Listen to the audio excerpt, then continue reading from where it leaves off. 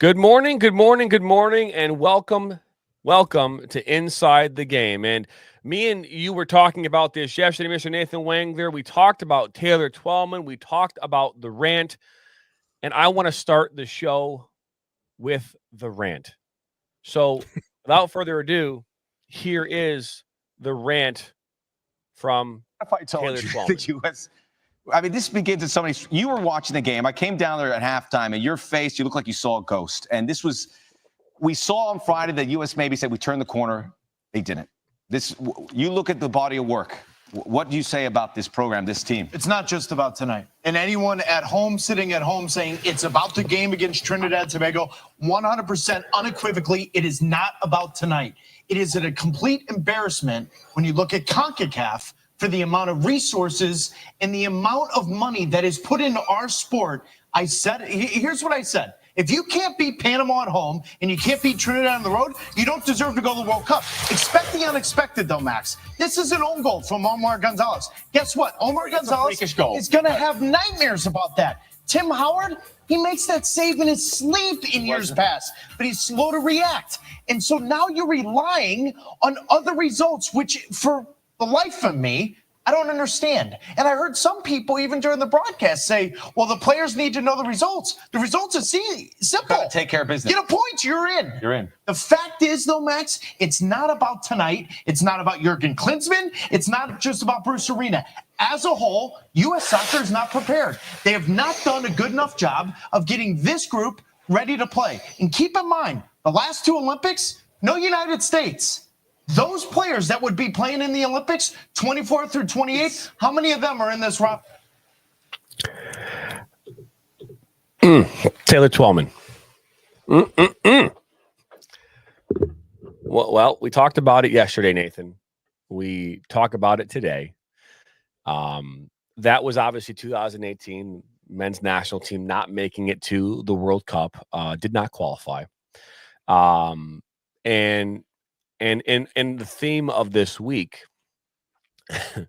about talking about the U.S. men's national team, which we should have just called this to what it was, which is the U.S. men's national team week, I guess. But Taylor Twellman played for the U.S. men's national team, right? And he has an in-depth, knowledge of the game of soccer, but from the perspective of a player. Right. And obviously now as a broadcaster, he knows this team. He knows these players. He knew them then. He knows them now. He's very much ingrained in the soccer community in this country. And whether you agree with him or not, just like Lexi Lalas is one of those players who's very polarizing, right? He says some things that make you get angry, right? It angers you. And obviously I think that both Taylor Twellman and Lexi Lalas are both people in the world of the media that either love them or you hate them. I don't think there's like an in-between. I don't think there's like, man, I can tolerate. No, I think either you don't like them or you love them, right? I think that's kind of how that works. And Taylor Twellman probably fits into that space. But his rant about how, and again, you start talking about like the way these tournaments are set up, qualifying, right? Where, different results and keeping an eye on the table as a whole. And if you get a tie over here, goals for, goals against the differential, all these things that are really outside of your control, the team's starting to watch and look at those things, right? And looking at those environments, and then they're playing the game based on what they, and I'm not saying that teams as a whole are playing games based on what other teams are doing, but as he's saying here, people are talking about, well, let's just wait and see what happens with the other games, right? So this rant will go down probably historically as one of the best rants in the history of the men's national soccer team in regards to the media. I'm curious people's thoughts at home as we welcome in, happy TBR from Peter. Morning, everybody. What's up, Peter? There's Peter. Someone will need a tardy slip, LOL. I'm not sure what Jimmy. that means. Maybe that's for Jimmy. Maybe Jimmy. Jimmy ain't here. Huh? Jimmy isn't here. I can't hear you. Jimmy isn't here. Nope. You got me? Not working. I don't know if maybe people at home can hear you. I just can't hear you. So I guess that'd be the question: is people at home, can they hear Mr. Nathan Wangler? Peter, you got me? Hello. Yep. Uh, I still can't hear you, but Okay, I'll work on it. it's interesting because we were just talking to each other, no problems, like 30 seconds ago. Oh, you're muted, dude. Oh, Got nope, still can't hear you. Yeah, they're saying he's good, so maybe it's on my end, dude. Maybe it's All right. me. Yeah, well, either way, it's interesting when he talked about, and I like how he started off his rant with it's not about Trinidad and Tobago. It's not about the one game. This is that moment, and really I thought it was a kind of a turning point for the US men's national team, because that moment was, it kind of made you think about everything as a whole. And he talked about CONCACAF and how much money that they're pouring into, the sport. And it's true, because we talked about the number of players that play here in the United States. And obviously our population wise, like, we're going to have a lot of players, despite the fact that it's not even our second most popular sport in the United States. So we're still going to have a lot of guys that are playing. And so, it comes down to, we always talked about this player development, especially with Dean Lincoln. How do you bring those guys to the next level so that they're able to really go out and compete? But, truth is that, that team, that one singular loss to Trinidad and Tobago, when again, all you needed was a draw to get into the World Cup, I thought was in a lot of ways kind of a turning point. And sometimes you have to go to that dark moment in order to find some sort of positive momentum in life. And that's not just soccer, right? I feel like it's a lot of different areas. Once you get into that it's almost like we can't get any lower than this. And I feel like losing to a country like Trinidad and Tobago in that situation, where you had the World Cup on the line, was exactly that. And I liked what he said, in that moment. He goes, you don't deserve to go to the World Cup. And there's been a lot of years where we just don't. And I think that's the tough thing, especially when we talk about 26, is that we're hosting, so you talk about, the hunger of a team and getting everybody playing together and the synergy where it needs to be going into the biggest tournament in the world, which is the World Cup. The most important thing in my mind is playing important games leading up to that. What's tough to me is that when these games just kind of feel like exhibitions in one way or the other, because you can lose all of them and still be able to play in it because it's in the United States, that's where I get a little concerned.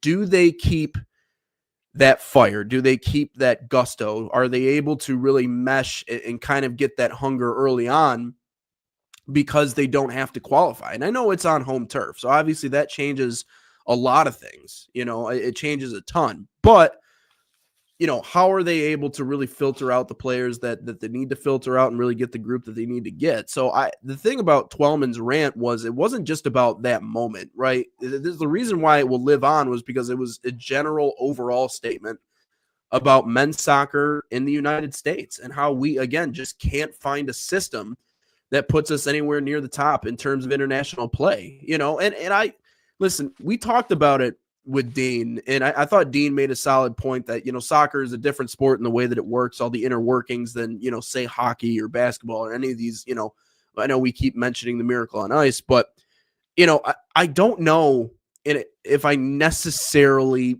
buy that. The U.S. just meddled in rugby. Rugby was not a thing 15 years ago in the United States.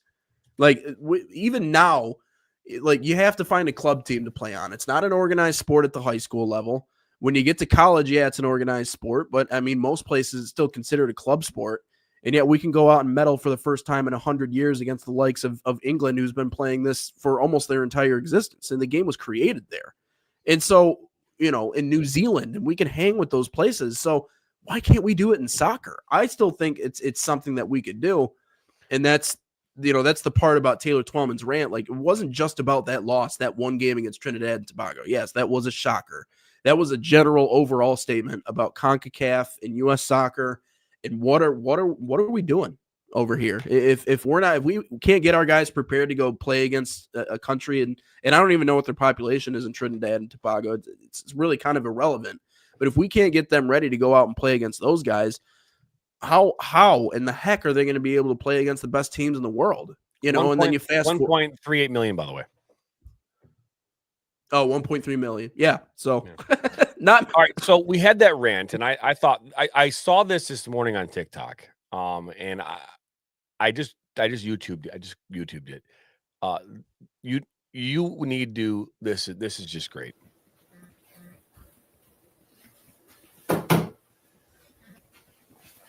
I've seen this. Great moments are born from great opportunities.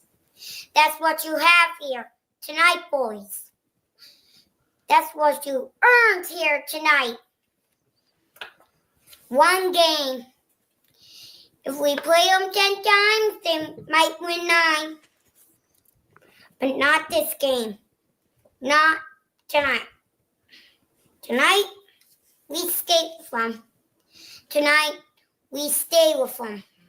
And we shut them down because we can. Tonight, we are the greatest hockey team in the world. We were born to be hockey players, every one of you. And you were meant to be here tonight. This is your time. Their time is done. It's over. I'm sick and tired hearing about what a great hockey team the Soviets have. Screw them. This is your time. Now go out there and take it.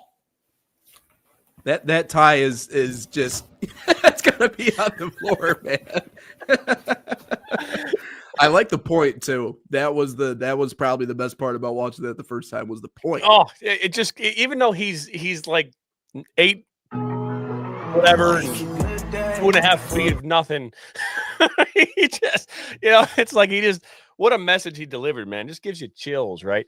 I know we talk about we talk about this whole the mental side of the game. There's the physical component and going out there and battling, right? And that is all, a huge part of the game. But I'm telling you, Herb Brooks delivering that message to that team on that night, if that message is even remotely close to being accurate, I don't think there's a person on earth that wouldn't have walked out of that locker room ready to light things on fire, man. Like, you know what I mean? Like,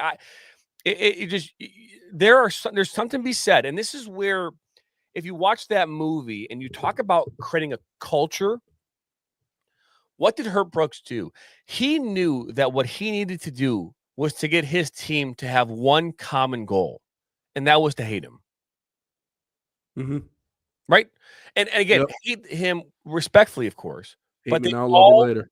In order for them to hit what they wanted to accomplish, they didn't know it at the time. It was about them coming together to dislike their coach and liking their assistant coach along the way, right? Mm-hmm. So them doing, and then again, him earning the respect along the way. But that's how he built that culture. He built a culture where the team feared him, disliked him, but they did it collectively. And he knew, and he knew that was what was going to have to happen. So basically, he's like, I would say again, like diving maybe on the sword, so to speak, to be this target. And he did it masterfully. And again, it's different when you're talking about college athletes, right? When you start talking I was just about to say that. Yeah. The college athlete who back then had not made a name for themselves, they weren't making any money, you having that speech in a locker room full of $45 million a year players, it's not going to ring the same way. Now, but if you look at the locker room of the Detroit Lions with Dan Campbell, right? And what he has done is he has, through his own experience and through how he leads the team, has garnered a way in which the entire organization, the entire fan base, the entire team love everything about his personality, his character, and the way he's leading his team towards success. So it's possible when you have a whole bunch of people who make a bunch of money to rally behind your coach. Because to be fair, I don't know if another coach could do what Dan Campbell does in the environment that he currently has it in Detroit and the team be successful or as successful, right? And I think something to be said about that. I don't know if the current U.S. men's national team coach can deliver on this. Like, I don't know. But the mental aspect, the psychological component of the game, this is the part that is what is going to have to, again, the separating factor for us in 26 isn't going to be the talent. It's going to be this component. It's going to be the component where the players walk out of the locker room and they can feel it from their toes to the tips of their hair, what they're fighting for. They can feel it. It is like ingrained. It is in them, and there is nothing that's going to stop them. And if they have that mentality, then they're gonna go far. If they don't, then they won't. And that's what I was talking about the other day. About how the U.S. men's national team, talent for talent aren't going to measure up against anybody. But in past World Cups, we've seen these moments where they go out there and they're fighting up against an England or a Germany or a Brazil or a Spain, and they're in the game. And there's that one moment where they screw up or a bad call and they lose the game.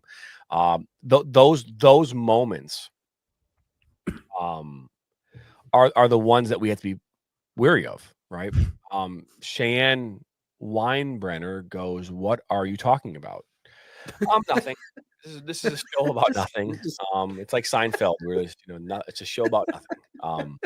No, we are talking about the U.S. men's national soccer team, and we talked about earlier in the week, and I think it's important to talk about that. We talked about earlier in the week about how, in order for the men's national team to have a chance of winning a World Cup, whether that be this year, next year, or years from now, it's going to come down to a lot of factors, intangibles that you can't measure on an analytical, statistical data point. You just can't do it. It's not measurable. And that's why even you said yesterday, you can't quantify wanting it more.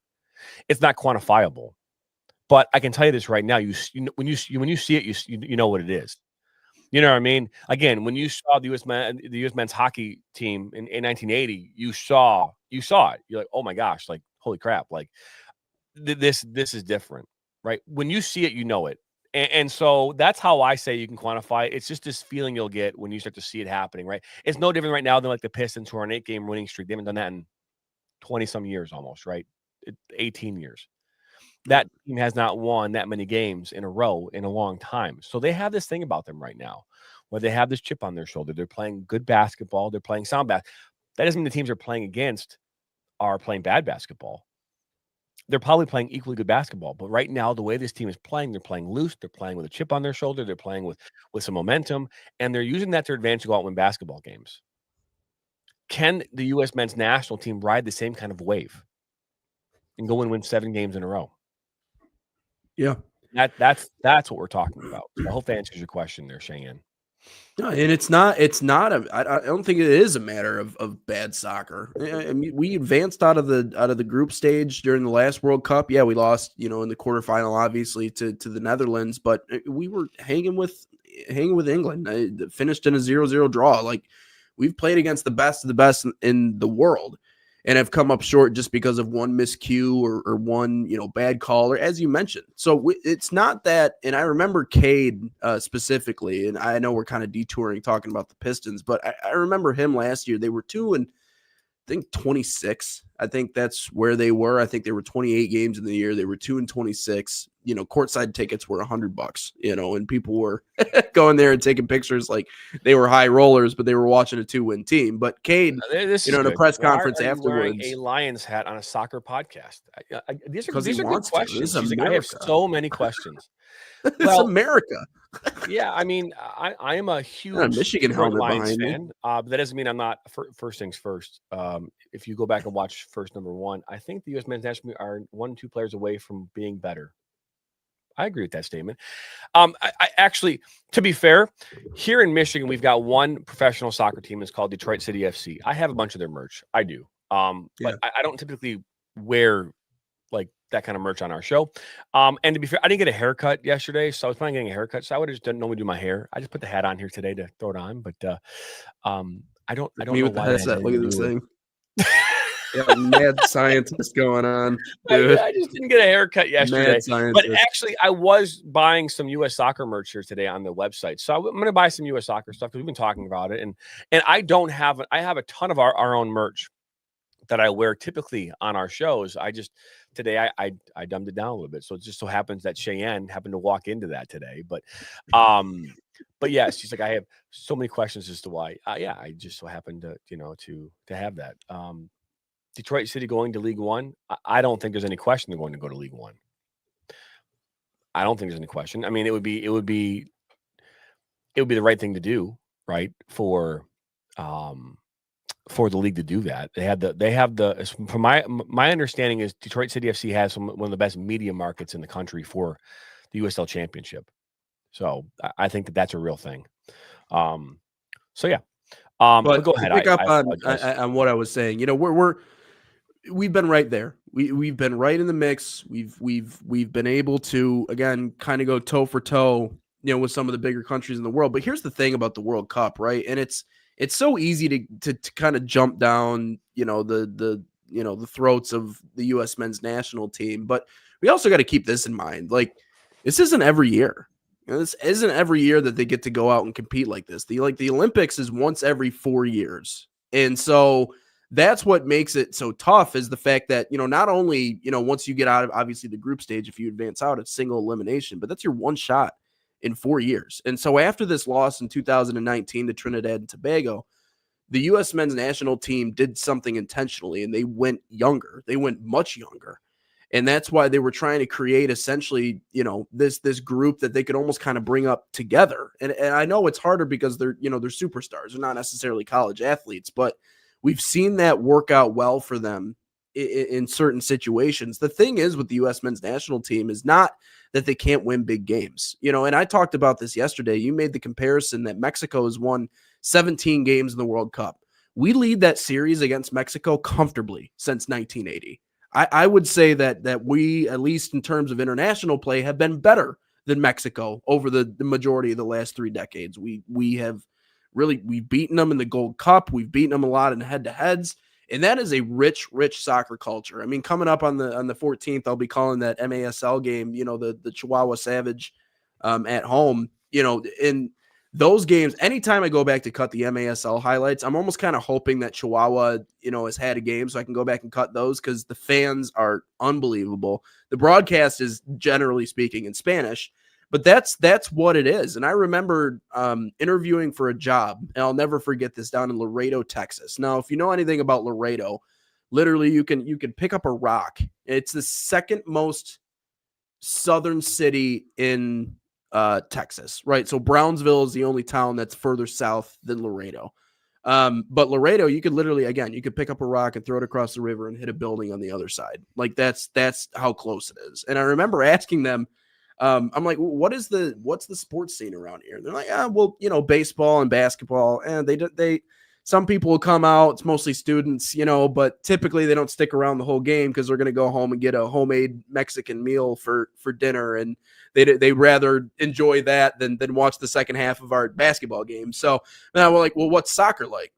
Would you say that we finally become better than Mexico? I don't know if we can. I don't know if you can say that conclusively. All I'm saying is that they lead the series since 1980. Here's I think this is good for the media too, right? When you start talking about like the pundits and obviously we talk about this a lot now too because of what we do with our platform.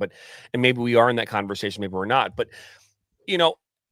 when Mexico and the United States play against each other, if they're playing on their home turf, if the United States is playing in St. Louis, if they're playing, in LA or here in Orlando, if they're playing here in the United States, I would argue that the home field, that the United States are going to be the favorites to win that game.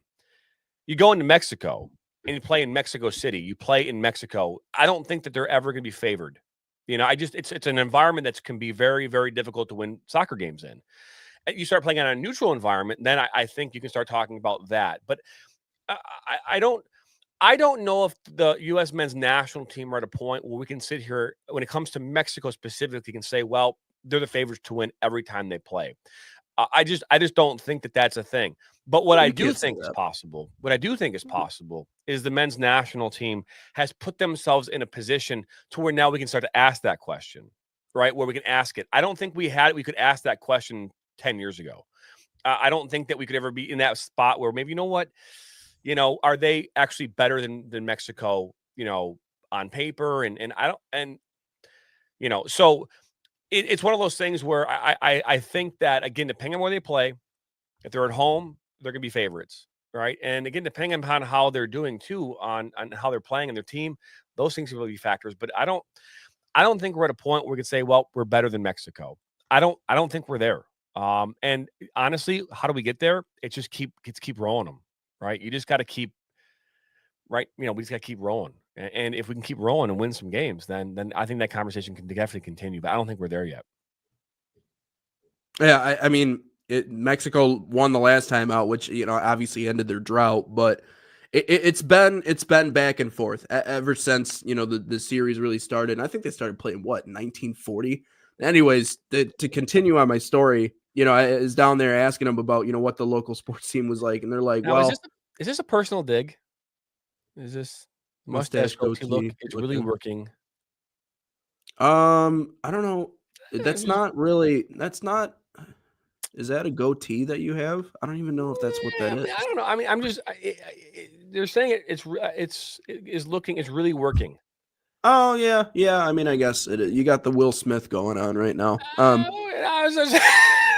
She's like, I'm being serious. I was just curious.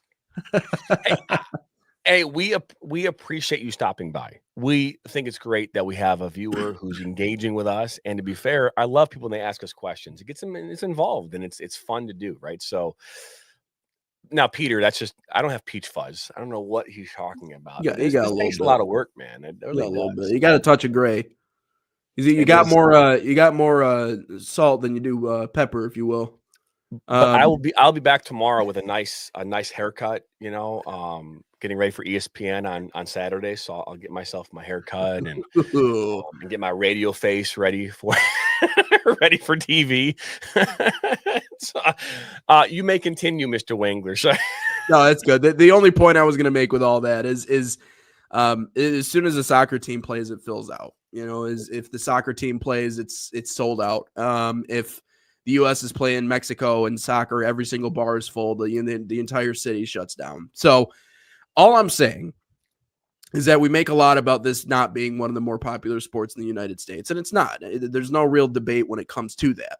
But we can still go out and compete on the international level, if not beat consistently countries and teams where soccer is more of a priority. And I know it's because maybe we have more experience playing that team. It probably is. I think we've probably played Mexico more than any other team in the world just because they're simply right next to us. So there's some element of that too. Like they've just learned how to play against that team. They know how they play. And you talked about the brand of soccer that the Mexican national team plays with. We kind of understand it now because we've played them so many times. But if we can go head to head and compete with them, and this is a team that said, again, you talked about 17 wins in the World Cup. I don't see it. I don't see any reason as to why we can't also be in that mix too. So thank you, Cheyenne. Appreciate that. Compliments to be one-sided. Thank you very much. But that's kind of where I'm at with this. We can compete in CONCACAF. We can win Nations League titles, but once it gets to the world stage, that's where all of a sudden things start to fall off. And I don't think it's because of a lack of talent. I just think we haven't really gotten our lucky break. I think that's the other side of it too. I don't disagree with you. I think that when we talk specifically about results, right? It's results. We can talk about the style of play, how hard you play, all these different things that might go into getting the result. But at the end of the day, the U.S. men's national soccer team, professional sports as a whole, it's about results. Okay, it's about the victory, right? It's about the loss, not the tie. As Ted Lasso, there's ties. I don't understand, but no, it's about the results. That's what it's about. And right now, for whatever reason, the U.S. men's national team has failed to get the results. And we can evaluate that because that's what we're going to do. We can talk about coaching. We can talk about playing. We can talk about strategy. We can talk about this. We can talk about that. Whether, what, it doesn't matter. Right now, the U.S. men's national team cannot consistently get the results that put them in a place to win soccer games. And that's what it comes down to. Period. We can talk about it all day long, but all the other things doesn't help you win soccer games. You know, Yeah. and again, the talent side of this. There's a ton of talent in this country, a ton of talent. And I can tell you right now, for every player that's on the U.S. men's national team that's being looked at and evaluated, there's probably a player someplace in this country that's better. And the reason why I can say that confidently is because there's somebody always better.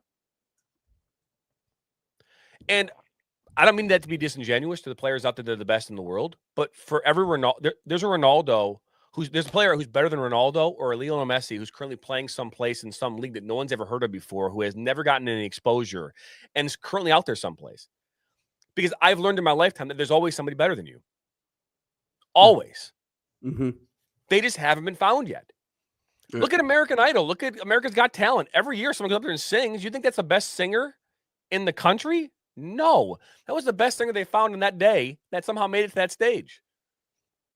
You know, so I don't believe for 1 second that there's just like a shortage of talent. No, it's just there's politics. You know, you rub the coach the wrong way. They don't recommend you to the ODP. They don't, whatever. You know, you have parents who are overbearing and whatever. There's all these players out there that just, they aren't being given clean looks because they just did something wrong, you know, or they haven't been seen yet. I don't buy for 1 second that we don't have the talent. We, just because like anything in life, we have blinders on. You have coaches and people within the U.S. Soccer Federation that think one-dimensional. We got to go forward. And they don't see anything in their peripheral. There are players out there right now that could totally have an immediate impact in our system. And they might not be the most technically sound player. They might not be the most this or the most that. But what they are is a player that they could come in and have an immediate impact on us winning soccer games. It could be a physicality thing. It could be a smart thing. It could be a technical thing. It doesn't matter, but they would have an immediate impact and they would help us win soccer games. But we are stuck on this. Well, this player is this. Look at their resume. They've played for this, and they've played overseas as on the number 13 in the depth chart for, you know, Chelsea. You know, they play 20 minutes every 4 games for, you know, Tottenham. I mean, these are all things that we get. Oh, this is so exciting. Their father is, you know, the 3rd generation of a, you know, whatever. None of those things matter. You really think that the 22 best players in this country are actually playing on the U.S. men's national team? If you think that, you don't know anything about soccer. There's no way. There's no way. Yeah. Yeah. Just like you think the best 22 players in the country are playing at Michigan or are playing the number 1 college in the country. Yeah. They're not. Yeah. And yeah. We mentioned the other day, you know, comparisons between the U.S. women's national team and the U.S. men's national team. And there was this tone that, well, we can't compare results. What's a good word? That's a bunch of bull jive, if you will. No, the U.S. men's national team in U.S. soccer needs to do a better job of establishing consistency and not only finding talent, but developing talent. And I might be wrong, but one of the things that I always see, at least people across the pond always say, is our pay-for-play model in the United States doesn't work. You are leaving the options open to people who can afford, again, to play the game at a high level. But where a lot of times that next level generational kid is not going to be the one that comes from that situation. That next level generational kid sometimes is the one that's shooting in the backyard or grows up in poverty or grows up in an area where they have to grind and fight every single day. The part about Taylor Twellman's rant, I know we played it to begin the show. I think it was the part that I kind of resonated with me the most. And I think a lot of other people kind of grasped onto it too, but he called all of them prima donnas. Every single one of them, he called them prima donnas. And maybe that's right. Maybe that's wrong. Maybe that's not genuine to every single one of those players. But to me, sometimes it certainly feels that way. Because not only are we not identifying the right talent, but maybe we're not getting the guys out on the pitch right now who are hungry enough to go out and win games, not for this club or that club, but to win games for the United States. That just doesn't seem like the draw. And I think, you know, a lot like we can't even maintain our best players. JT, they don't play in the United States. They play over in Europe, you know, so they live pretty much their whole life in a place that isn't the US. And so I wouldn't doubt that there maybe isn't that overwhelming sense of pride. You know, they're professionals who have competed at the highest levels. So it's consistency in player development. It's consistency in identifying the best players that they just simply don't have. And I know there are extenuating circumstances. It's too hard to identify these players, and that's the fundamental flaw in this country. And this is what leads to this comment from Peter, which is European farm system is better than ours. Yeah. It's true, but if you look at it from the standpoint of, again, we talked about the sheer size of the United States. Okay, again, if you talk about player development and identification in the UK, again, it's so much easier landmass wise in the UK. Is so much easier to identify players.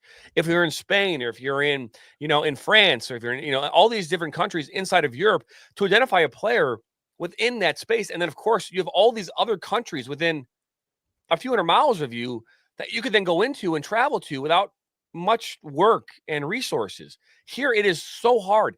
And again, everybody has an ulterior motive. Everybody. What's in it for me? What are we going to get out of this? Right? What's in it for me? And so what does that mean? It also means that the players who are coming down the pipe, and we talked about this yesterday, a couple days ago, is that the next player is a player right now. If we can find the player who's sitting in LA in their backyard, kicking a soccer ball against the wall, who has the technical skills, never maybe played in a team environment because they don't have the money or the resources to get them there. If that player were to come into the system and go through and be trained, right? Is that player a better player in a blue collar system than that of the kid who grew up in Beverly Hills or Southern California, whose parents have been paying $45,000 a year, always had the resources, always had it in front of them? Is that player going to give you more than the player who's come up from nothing and created their own pathway? I'll let the people at home make the decision on their own, but I'm telling you right now, that's the player you want on the field. Yeah. Right? That's the player. Look at basketball and football. A lot of these players are coming from places where they don't have money. They're coming from inner city inner cities across this country, and they have found a way at their local high school to create a name for themselves. They found a way to get out of there, go to some big school, and then get drafted into whatever league they're going to go into. Now, we can argue about all the things that happen after they get into that environment, but those kids are usually coming from an environment where they have nothing, right? They're coming from nothing. And there's something to be said about that. How many kids from soccer are coming from nothing?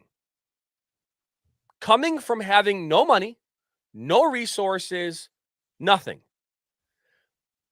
Nothing. And if you go over to Europe, how many kids are coming from nothing? Pele, one of the greatest soccer players of all time, comes from nothing. Nothing. Came from nothing. Watch that movie. It's unbelievable. He came from nothing. And again, I'm not saying there aren't players out there that will, parents have money and provide them all these things that aren't going to excel and be great. But there's something to be said about this thing that's inside of you. This thing that you have to constantly be proving yourself. Yeah. Right? Yeah. Like that thing where you're like, I got to prove everybody wrong. Right? That chip. And while some people say you don't have to do that, do it for you. But no, it's like, prove me wrong. It's like, and you have this thing. Yeah. That's what he's saying. You understand why they are that way, right? You understand why they are sometimes the best players to put out on the field? Because they're not playing because they love the sport or because they want to be the best. They're playing for their life. JT. They are playing for their life. They are playing to set up their family. They are playing to move them out of that neighborhood. I can't tell you how many times I've run into players, specifically in the baseball realm. You know what they do over in Colombia and Venezuela? When you're born, they put a wooden bat in your hand and they put a glove on your other hand. And they say, you better learn how to play so you can go to the United States and make the money and maybe move our family out of this neighborhood or wherever else it is, change everything. They dedicate almost their entire lives to going out and playing the game of baseball, right? Baseball was born here. It's our sport. I mean, it used to be the American pastime is what they say. I don't think it's not the most popular sport anymore. But a lot of those, kids, there's still, it's not the white versus black in baseball anymore as much as it is sometimes the international kids in the Americans, because the international kids are playing with not this chip on their shoulder. They're playing again for their life, right? And it's different when you're playing for your life versus where you're just playing the sport that you really enjoy and you've had opportunities everywhere always growing up. And that's the biggest difference between the Americans and sometimes the international kids. The Americans have opportunities after sports. International kids really have no choice. Either you do your job here or you're going back, or they defect and you never see them again. Yeah. Because No, it means that much more. It does.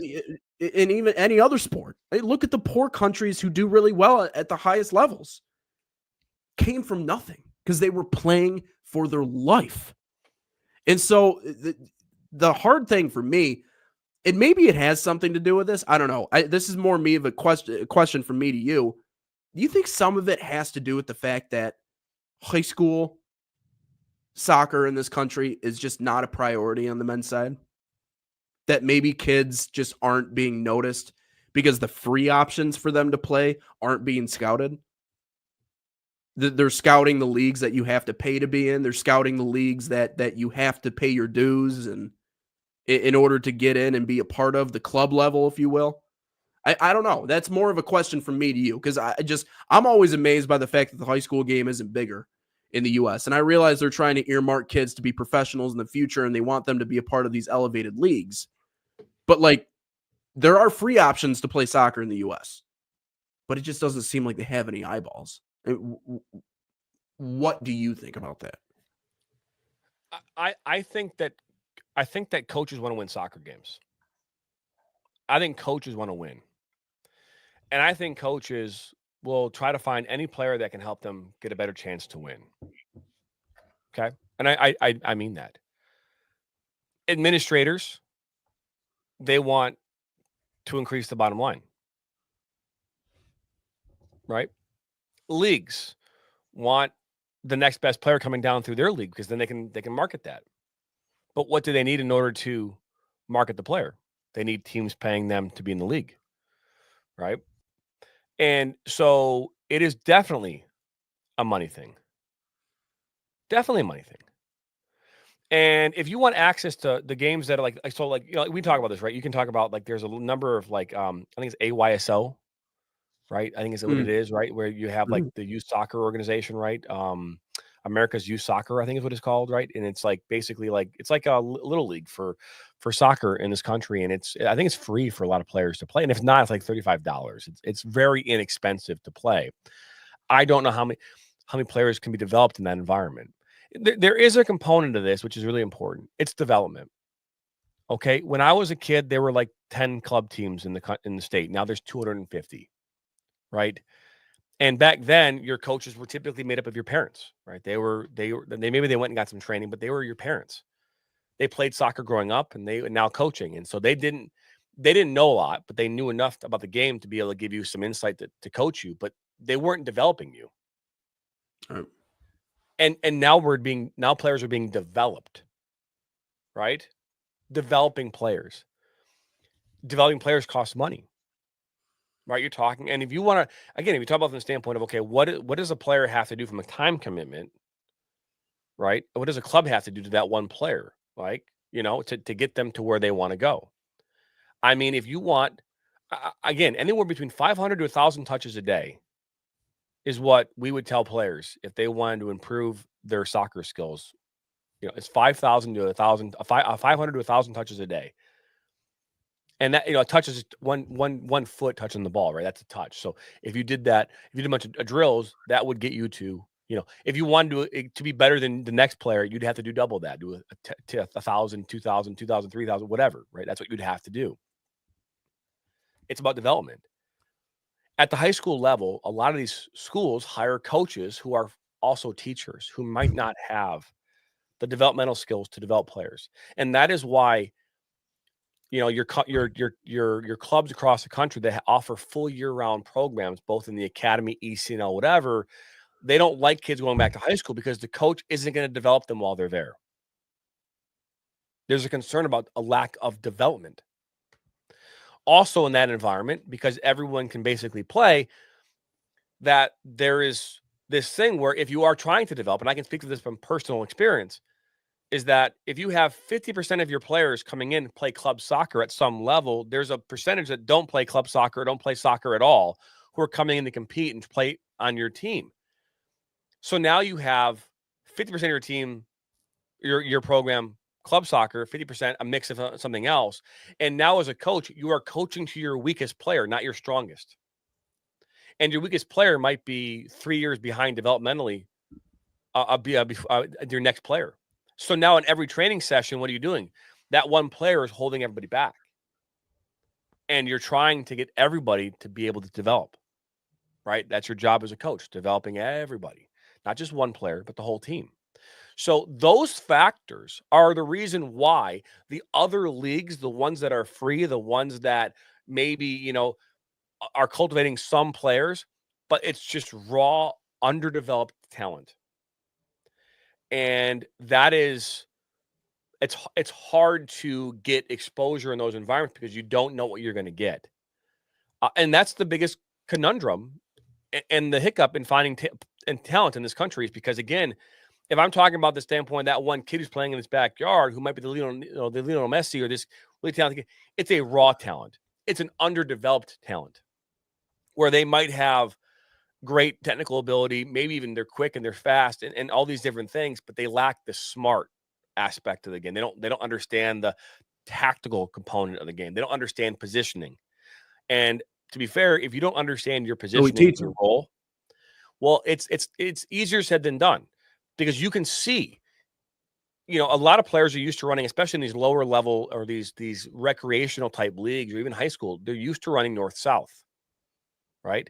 It's the southwest, the northeast direction on a soccer field that can be very confusing to a player, right? Very confusing.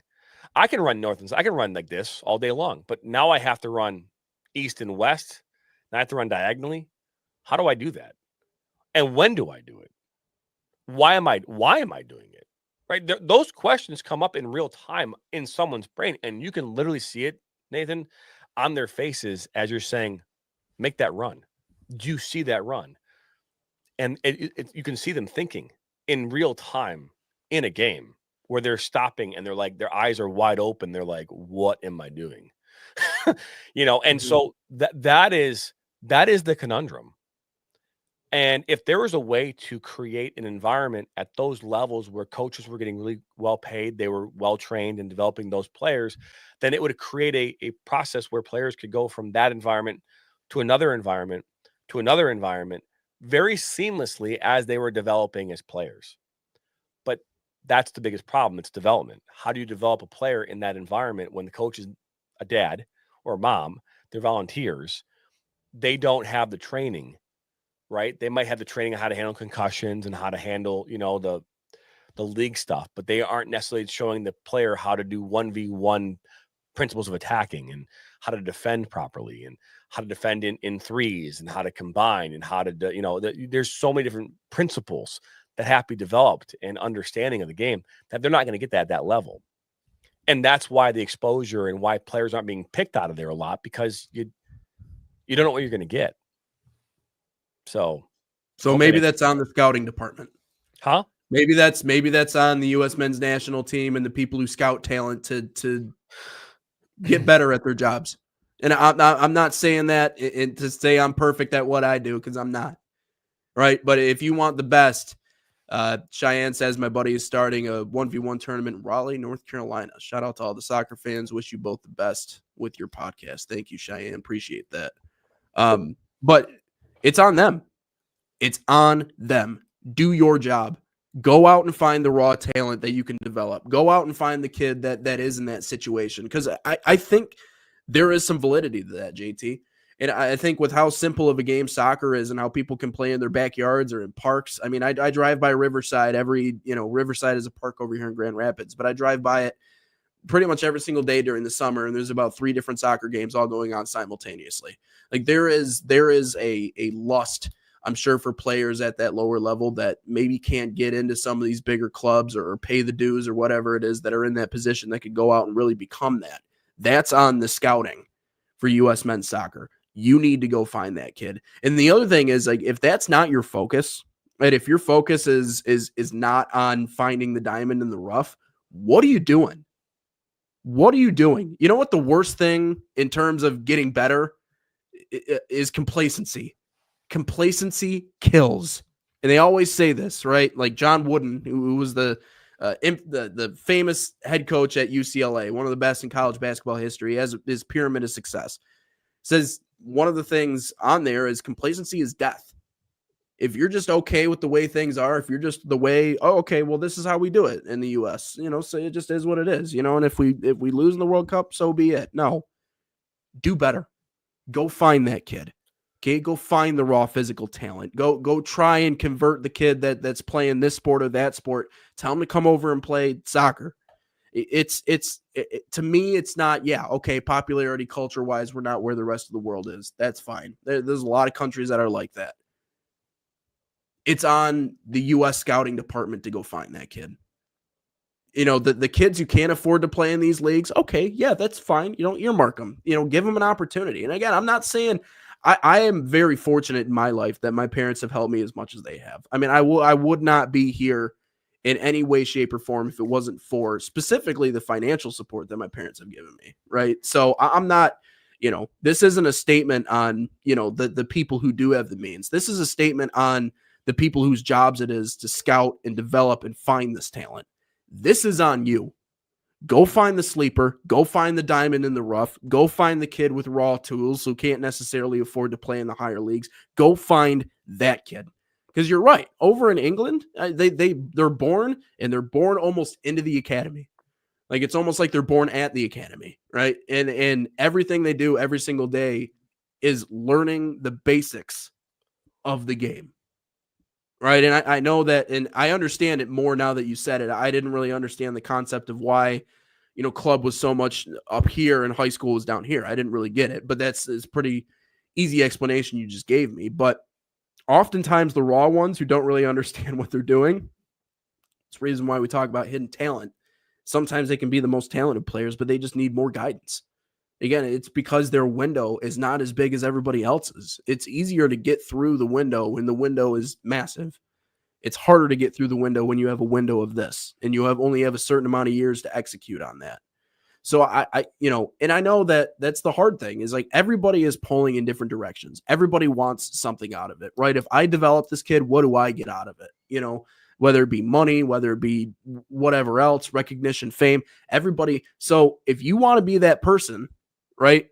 It's like, what was that Adam Sandler, the basketball film where he finds the kid named Bo Cruz and he ends up being, I don't know, Jules, I think it is, Hidden Jewels. I don't know, but that needs to be the focus. That needs to be the focus for scouting departments for the U.S. men's national team. If you are a scout and you are trying to earmark talent, you need to go into the gutter. Okay? Gutter. Find those kids. Because again, it's different when you're playing for your life versus when you're just playing the sport that you enjoy. And I'm not, again, this is not to tear down on anybody that's come up with means or that maybe has a famous father who played for the U.S. men's national team or, but again, when you're filling your team with that kind of players, sometimes maybe the result that you're going to get. And I thought Taylor Twellman illustrated that perfectly. And I like how we started off the show with that. This is kind of a call to action in my mind. You got to go find those guys. Because all they care about is money and keeping their high pay. I just want to know how he was able to pull off all this different font up and down, the lowercase, uppercase. I just want to know if that was done purposely and if he did it. Kind of what they sound like too over in Europe.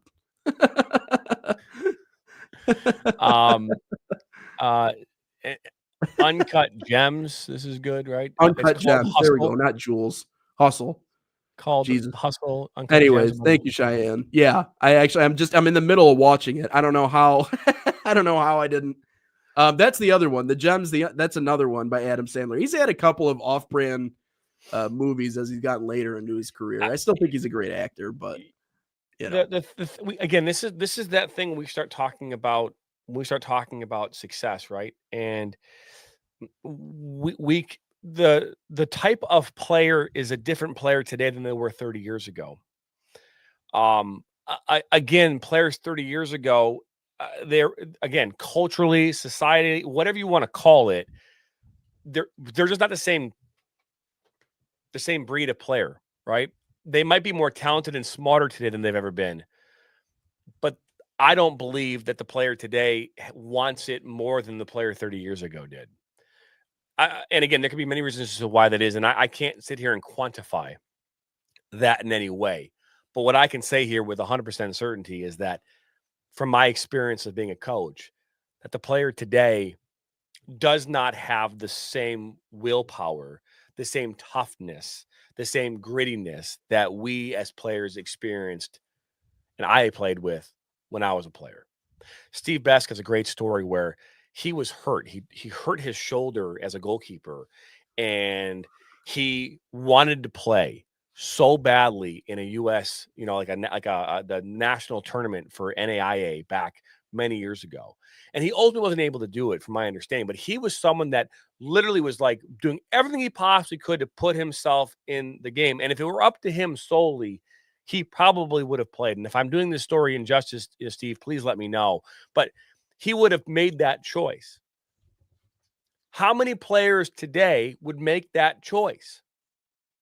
How many players today would self-sacrifice maybe their personal health or their psychological health to go out there and battle in a game? And again, there's nothing wrong with saying I can't do it today. I'm not saying that. I'm not saying that's what I'm talking. I'm just saying that collectively, we aren't doing that anymore. And to be fair, if we talk about the Lions, that is something that has been their growth, right? Where they've had these unbelievably gritty moments, right? But it's also caused their demise, right? If you think about it, their success has been how tough they've been. But their failures are also because they're so tough, it leads to injuries that are so bad. Yeah, I don't know. No, but I mean, like you got that. What I'm saying is you could argue that, well, because they are killing everybody on every play, that might lead to more injuries. I'm not saying that, but again, the amount of injuries the Lions had this year, you could argue that maybe there was a lot of that physicality that maybe that led to these moments. I'm not saying that's an excuse or whatever. I'm just putting that out there. I understand there's a component to this where it's like, well, we want to all be good, right? Well, or feel good, right? I don't know how much of that is impacting, the way we play in these environments, but I do think on some level that the way we are raising our children, the way that society and culturally we have shifted towards different things, that I think players are not giving it their all in these situations. They don't know how to. They don't know how to. They just don't know how to. Maybe some of them aren't coming from a place of need to do this. They have fallback options, and that makes life easier because you're set up. Here's the other thing. You talked about cultivating a culture of us against the world. That's the only way that you win. The best coaches in the world are great at doing one thing. Yeah, I would say bad trainers. I'd also say turf too. Here's the thing about football, right? Football is a physics experiment, right? If I hit you harder than you hit me, then there's a pretty good chance I'll be okay. So I just don't, again, just from someone who's played the game and followed the game. But anyways, what I'll say, if the U.S. men's national team can cultivate a culture of it's us against the world, and literally us against the world, which it is.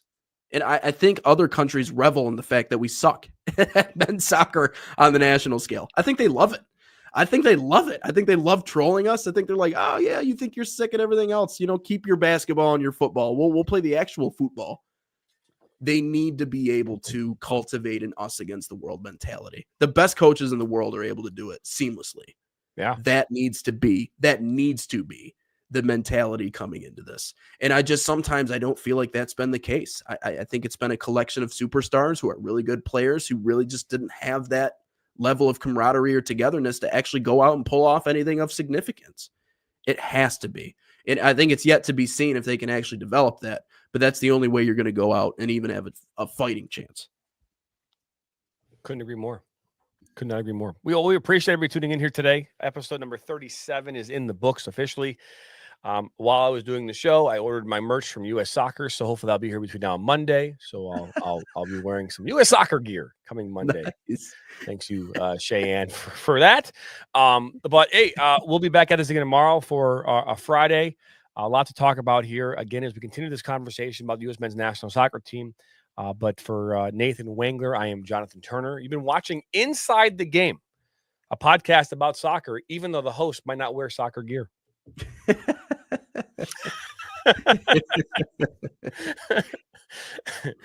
No pun intended. Have a great day, everybody. We'll see you next time.